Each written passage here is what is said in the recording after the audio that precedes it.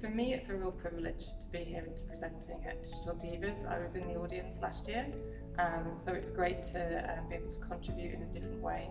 And I hope that some of the things that I've said have really helped and been useful to some of the audience members. I think it's important that women step up and put themselves out there, even if they don't feel exactly comfortable doing so. But it's really important that we have a voice and that we're seen, especially in technology and digital, to be thought leaders. So I think in the rush and in the buzz to deliver digital transformation, what I'm seeing is a trend of people rushing to the extreme of just thinking about digital.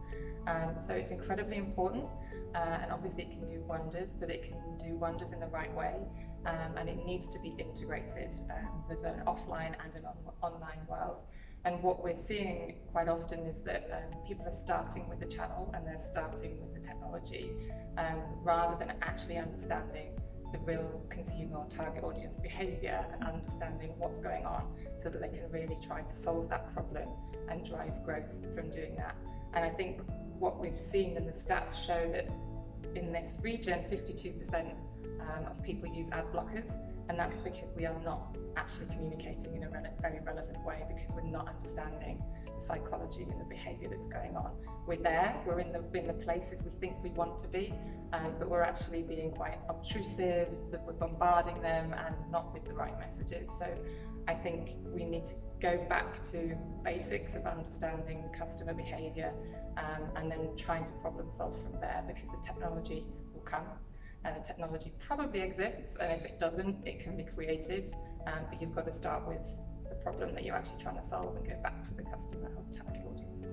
So I think AI and machine learning are already helping us to understand who we're talking to more, and what's working and what isn't, and where we're talking to them.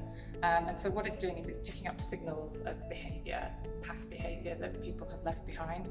So it allows us to understand who's consuming what content and where.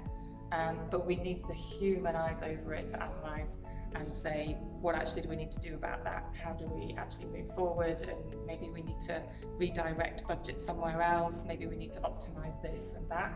And I think the other thing is that it's really helping us. What will come into play a lot more is the deep learning. So the more data that it gets, the more it can understand the past signals, the more it can start to predict.